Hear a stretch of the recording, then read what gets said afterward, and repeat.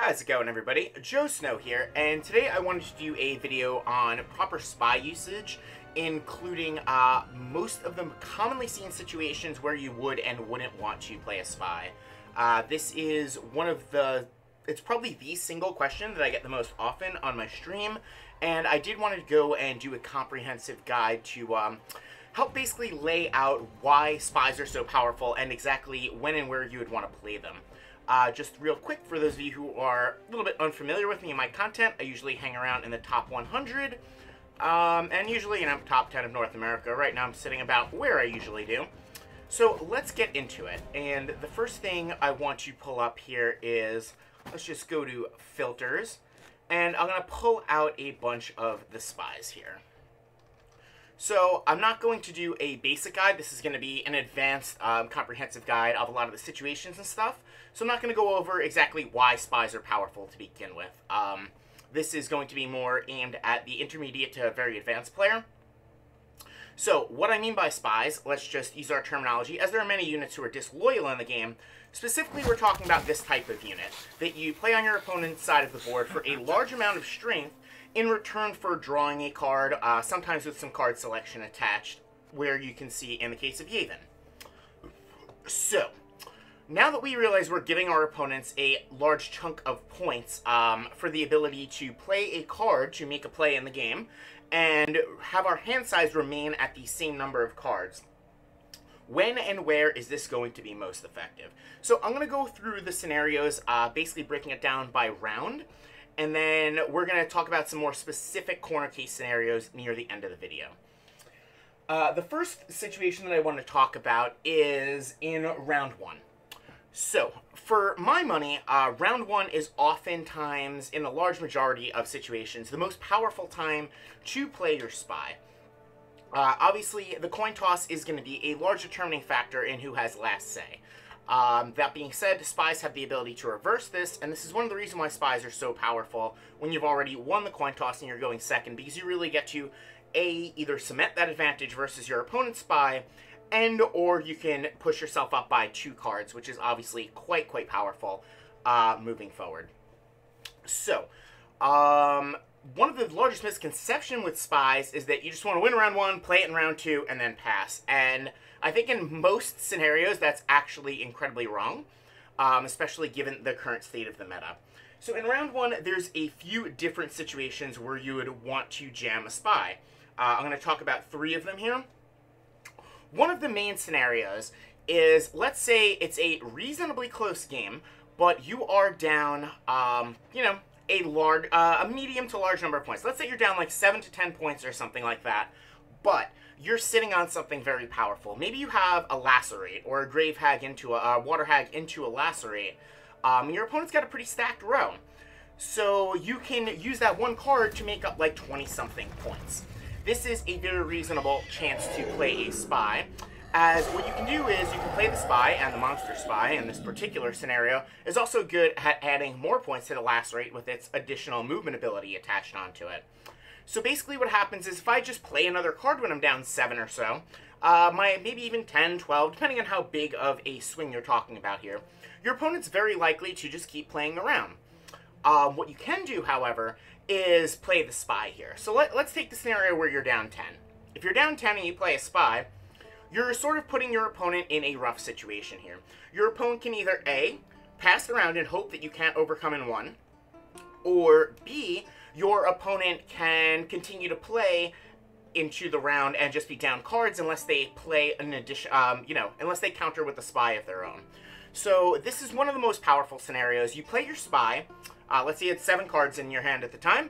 You play your spy, you remain at 7 cards, you force your opponent to pass, because now they're up roughly 20 points or so, and you make a very large tempo swing to come back from that position and do it in 1. It's effectively like you just losing 1 card from your hand, because the spy play didn't cost you anything, and you're still able to overcome that gap in just the single card, while being much more likely to end the round. Also, if your opponent continues to play into it, you can open up some pass opportunities for yourself, where you're up 1, maybe 2 cards. And this is a fairly common situation in round 1. Besides the lacerate scenario, other ones that jump out are maybe you have weather ticking, and the longer the round goes, it's a little bit better for you. You could have something like Imlerith, you could have something like Crohn's. Basically, you're trying to pair the spy when you're down a small, like a medium number of points with a very large tempo swing to effectively end the round in just one card, even though it takes you 2 plays.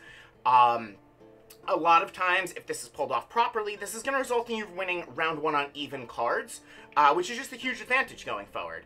Then you're opening yourself up to a lot of scenarios where you can get to round 3 being up an entire card, and after winning round 1, that's basically 1.5 cards, because not only do you have the raw point value, but you also have the positioning advantage of having the 2 last saves. So that's one of the more common situations where you want to try and use a spy in round 1. Another common round 1 spy scenario, let's say you are playing, any standard deck, and your opponent's playing something, let's say Queensguard, that has a lot of setup cards, right? Basically, Queensguard is going to start off the game with a lot of low-tempo plays. They have a lot of setup. They have Dragbond Wand. They have Bran, which is only going to be 4 points the large majority of the time. They can jam an Operator, which is basically a 7-strength silver, until they basically get to get rolling, right? Obviously, these cards are still very powerful, but they do require setup, so they don't provide a ton of immediate board presence. Which means that if you're basically playing your game plan, you can find yourself in a situation in round 1 where you're up a very significant number of points pretty early in the game. So let's say we find out that we're up 15 or 16 points, and all of a sudden it's our turn again. This is also usually compounded by the fact that maybe we were going first. So if we were going first, not only is our opponent playing some low-tempo stuff, but we also had to make the first play to the board, so in general, we're going to have a higher point total than them. One of the ways we can sort of rectify this is, we have 16, 17 points, you slam down a spy. I mean, Frightener's only 10, but we've got 11s, we've got 12s. I mean, let's say we're just up a ton of points and we just slam down even. If you can slam down the spy and still be ahead of your opponent on points, you've just made up an entire card there because you made a play, kept yourself ahead, and it didn't cost you a card from your hand. As well as sometimes the selection or the movement ability, whatever other advantages that the spy grants you is always nice. But the key point to this particular scenario is being able to play a spy and still be ahead of your opponent. When this goes down, it's very, very powerful, and you're basically just stealing a free card from your opponent. Your opponent can't really pass. They didn't pass last time when you had the same amount of cards in your hand. Yeah, so you should be in a pretty good spot. Also, this can compound the fact of, take something like Queensguard, where they need to continue to discard, right? They're trying to thin their deck and fix their draws for the going rounds. There's a lot of setup that they still need to do. Maybe you got them right in the middle of their setup because you started off pretty high tempo. In this particular scenario, jamming a spy there seems great, and you're just going to, once again, put your opponent in a bad situation. And I'm going to use that phrase a lot, because that's what spies are really, really good at, is putting your opponent in a lose-lose situation. So once we jam the spy here, does our opponent want to pass and just give us the round with the same number of cards? Do they want to play into it? If they lost the coin toss, now they're already looking at going down 2 cards. And, we might just be able to overcome very well anyway since we were ahead. Let's say we play our spy and now we're still up 3 points. As long as we keep pace with our opponent's plays from there, we're still going to be in great shape to win that round, have our spy down, and either effectively reverse the coin toss or just get up an additional card on top of it. This is a huge part of the high level of the ladder, and making proper spy usage in round 1 is going to win you a lot of games. This is something that I do see opponents mess up even at very high MMR a significant portion of the time. Sometimes people spy too aggressively when they can't overcome in 1. They'll play a 10-strength spy when they're only at 9 points, which will give me a very reasonable opportunity just to pass, effectively neutralizing their spy and forcing them to play another card and then not having the advantage of the spy later on anyway. So yeah, basically if you can spy and then overcome in 1 and or spy and still be ahead, those are 2 very, very powerful round 1 scenarios to get a lot of value out of your spy. Something else that comes up quite often, this happens all the time, but we're speaking particularly about round 1 here. Your opponent's trying to force you into one of these bad situations. That's where you want your spy.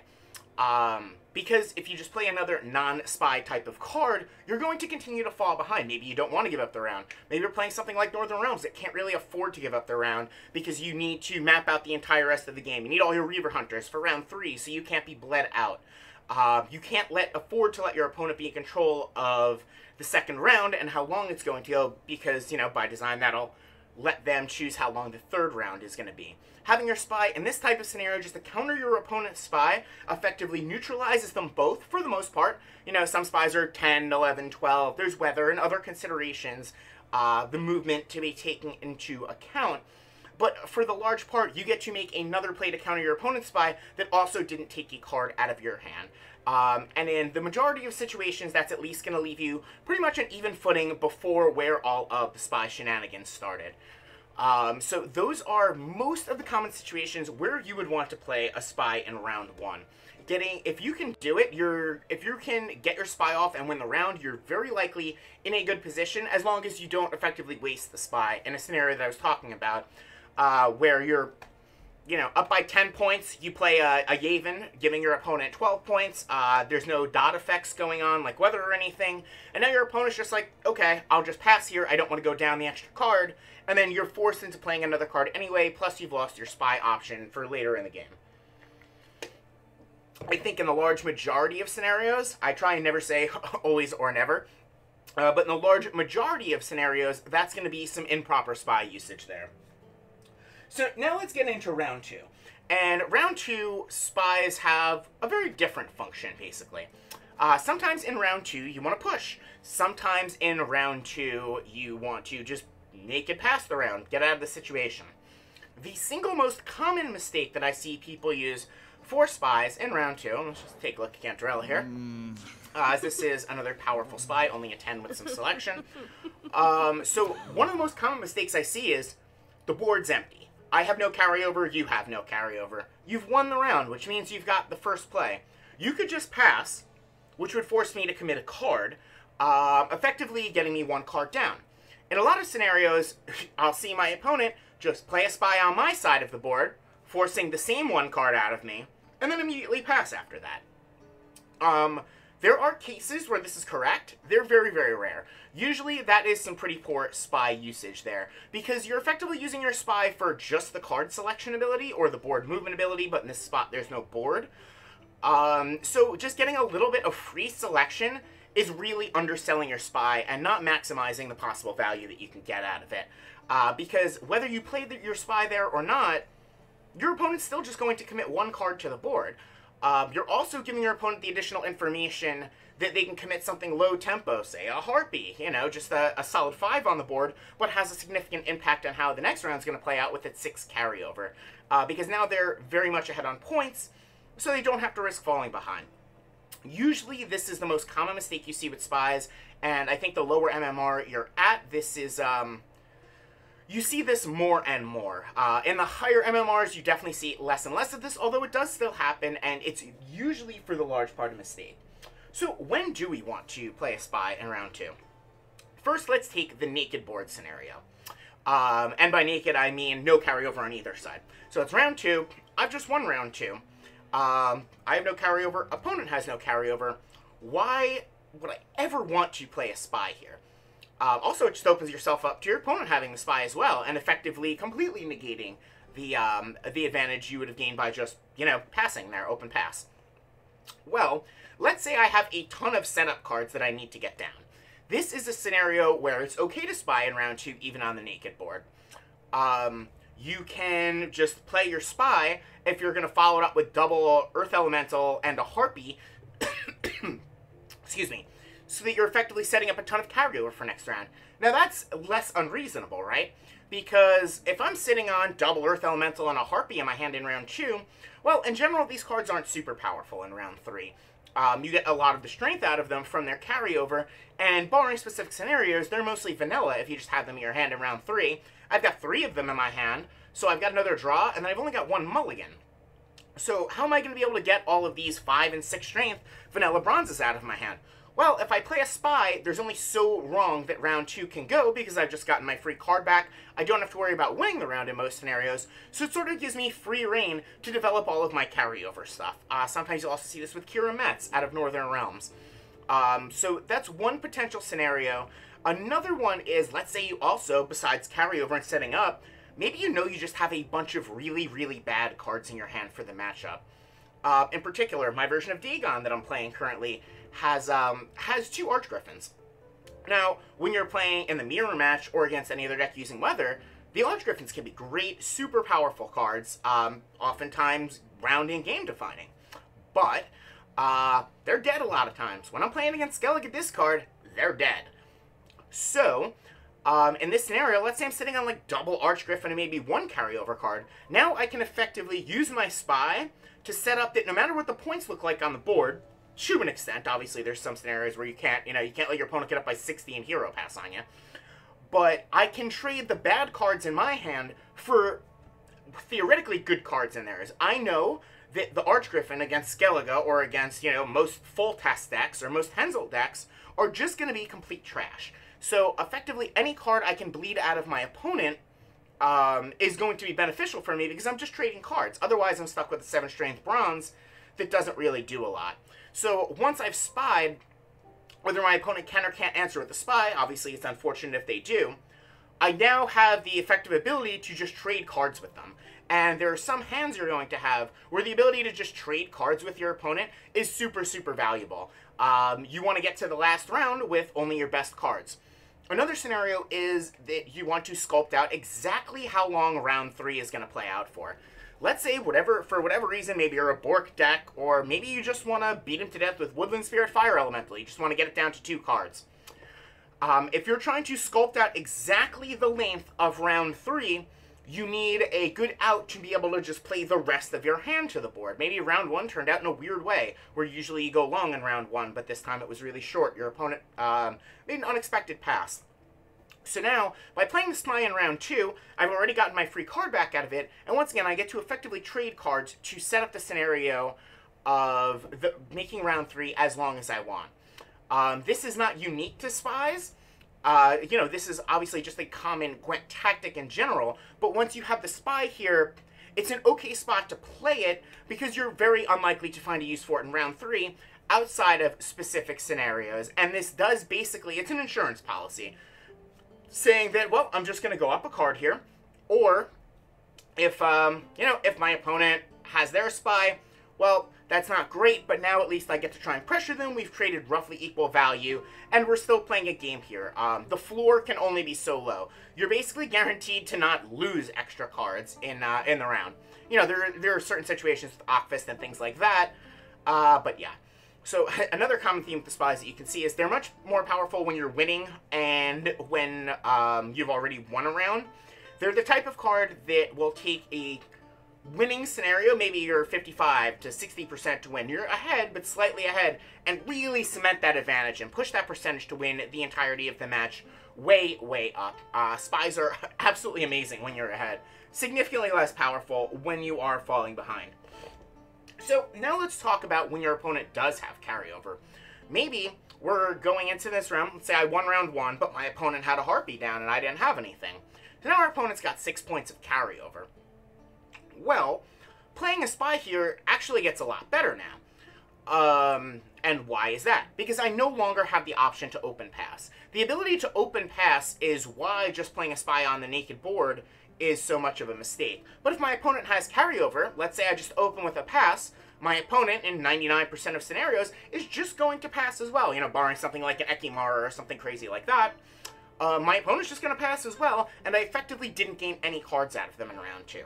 So if my opponent's got carryover, now I get to Spy and force my opponent into a play that otherwise they didn't have to make, which is the key difference from the naked board scenario. Now that I've played my Spy onto the board, they have to continue playing, otherwise I'm just going to overcome them. So this is a very, very powerful thing to do. Granted, now, if your opponent answers with their Spy, their carryover is probably going to put them ahead. But your opponent can't have the Spy every time. Whether it's 50%, 20%, 80%, The truth of the matter is, a non-0% of the times your opponent won't have the spy to counter you. Maybe they've used their spy already. Maybe they didn't try it. Maybe they thought you were going to push round 2, so they actually mulliganed it away. These things all do happen some percentage of the time, and if your opponent doesn't have the spy to counter you, you can effectively get ahead because of your spy on a free card, even though your opponent had carryover. And that's a very, very powerful thing to be able to do. So let's take a look at some other scenarios. Round 3. We're going to talk briefly about round 3, as it's the least common place you want to play a spy, and then we're going to get into some very specific card scenarios that are also good reasons to hold on to your spy or to use it at a particular point. So, why in the world would I want to save my spy for round 3? Well, there's a decent number of reasons, honestly. Let's say we're playing against something like Consume Monsters. Consume Monsters, what are they very, very, very famous for? For slamming down that Grave Hag at the end, and if they have the last say in the match, you can't deal with it, you're going to lose a large percentage of the time. This is a unit that's very vulnerable the first turn it gets played. Let's actually throw it up on board here, on screen here. And, so, it's very, very vulnerable when immediately played, but after that, it can become, you know, I've seen them close to 40 strength before. Very, very hard to beat. So you need to guarantee the last play. Maybe we got ourselves into a scenario, because our opponent spied us round 1, where we're down 2 cards against Consume, but we won the round. Well, that's not great for us. However, if our opponent doesn't have any carryover, we can now Naked Pass in round 2, which is going to get us one of those cards back, and then we can save our spy for round 3. So if we use our spy in round 2, we're pretty much almost always just going to be at 1 card in the round, so effectively down 1 card overall, and thus giving our opponent the last say. Powerful last say cards are definitely a reason to hold your spy for round 3. This way, if our opponent's already played their spy, we can effectively make up 1 card in round 2 and 1 card in round 3, negating the -2 card advantage and giving us the ability to answer this. So even if we don't have weather or anything to beat down on the spy, or a scorch, or anything we have to beat down on the spy we gave our opponent, we're sort of giving them 10 to prevent a possible 30. So, I mean, you're gaining 20 points there, right? Assuming you have the answer for it, your opponent actually has the hag, which they always do. We all know Consume always has the hag, right? But this is something to consider. Sometimes you really, really need to be able to have the last say to deal with a powerful play from your opponent. Or sometimes you need the last say, let's say you're playing Coral. Coral's much more powerful when you have the last say. You force out each and every card in your opponent's entire hand, so you get the largest value out of something like Coral. And so just another scenario where you might wind up saving your spy for round 3, and it could wind up paying dividends. And also, in the particular case of Coral, let's go ahead and take a look at her real quick, just for those of you who are unfamiliar. Coral also has the ability to damage units on the row by half their power. So your 12 strength Udalric that you're giving them, you're playing it on a row that you're likely to target with Coral anyway, and it's effectively only 6 because you're able to hit it for 6 with Coral. This is another scenario where you may want to save your spy for round 3. In general, besides playing with and around specific cards, that is very, very much the only reason why you'd really want your spy in round 3. And that's because in whatever matchup you're particularly in, last say is very, very important there. And that does usually revolve around a few key cards. So what are some other corner case scenarios to come up? We've gone over some round 1, round 2, round 3 basic stuff. However, there are cards that interact particularly interestingly with the spies. 2 of these are the Northern Realms Cavalry and Borg. Well, giving your opponents points, turns out, has a lot of different advantages. So let's take a look at the Cavalry. And we're taking a look at these guys. When you're down 20 power, more than 20 power, you get a bunch of free idiots from your deck. I actually despise this card, hence why I call them idiots. But, moving along from that, the ability to play a spy and force A, some deck thinning, and B, sometimes you're spying at positive strength. If your opponent's up by 10 points, you play an 11 strength spy, even if they pass, you're going to bring out the Cavalry, call in the Cavalry, you know, on the 3rd day, look to the east type of shit. And these guys are going to come out and make your opponent's life pretty miserable. Very common, happens all the time. More powerful when you've won the coin toss. But this card is an example of you wanting to play the spy in a specific scenario to pull out another card. Now, one of the other cards, whether you're playing with it or just against it, is Bork, Villain Trittenberg, the good old Scorch Dragon. So if we're playing the Scorch Dragon, let's say we're playing Scoia'tael Control. So we've got our Yavin in our hand, and, you know, we're doing okay, but we're playing against monsters. And, you know, double Thunderbolt Potion shenanigans aside, for the most part, monsters are trying to beat you in the third round with a lot of golds and a lot of swarmy effects. Woodland Spirit comes to mind, Caranthir comes to mind, Fire Elemental comes to mind. These cards are all very, very powerful, and Bork doesn't trade with them, right? Bork is only going to hit a portion of the power or none of the power that they provide, but this is our big win condition. We're a Bork deck. Well, if we save our 12 strength spy until round 3, when we're attempting to Bork, or whatever round we're Borking in, this isn't specific to round 3, that's just the most common place it usually comes up, well, now we're guaranteeing ourselves a nice 12-point trigger off the Bork, right? So we're effectively getting a free card out of Bork. So the way that's going to work is Bork's basically an 8 that draws you a card, and it can make your opponent, force your opponent into some awkward plays because they don't necessarily know that you're going to spy until one turn before it goes off, which can greatly increase the power level of this. Also, when you know that your opponent's playing Bork, near the top of the ladder, you know, even in mid parts of the ladder, you know the large majority of your opponent's deck in a large percentage of games. You can make some very reasonable assumptions about what's in their deck based on what faction they are, what leader they are, and what you've seen them play so far, as a lot of the decks do start to look similar. So we're putting our opponent on Bork. Well, if I am playing Northern Realms here, and I'm putting my opponent on Bork, let's say I save a Thaler. Maybe I'm playing against, Nilfgaard. So their spy, if they're trying to do something that we outlined in the last scenario, is a Cantarella. They're going to drop a 10 on our board to guarantee they're at least burning us for 10. Well, we have a last save before the Bork goes off, and the Thaler can be really, really powerful there. So we're essentially getting a free spy trigger, negating their Bork, turning it basically into an 8-strength gold, and drawing a card on top of it. If you can use your spy to effectively counter the Bork, you're not even giving your opponent points, you're forcing them to play in a way they don't want, they might not expect it, not have planned around it, and you can gain a very large advantage off of spying into your opponent's Bork. That's definitely one of the other very advantageous situations to use spies in. One other thing I did want to bring up, we can take a look at this card over here, as it has Decoy. Oh, I don't have Premium one, feels bad. A very unique interaction with spies. So, when you decoy your opponent's spy, sure, you get to replace the card. You replace the decoy you drew. It's almost like having another spy, which in a lot of scenarios you would think, oh my god, this is awesome. Not only do I have the spy I played, but I have decoy, I can decoy their spy back.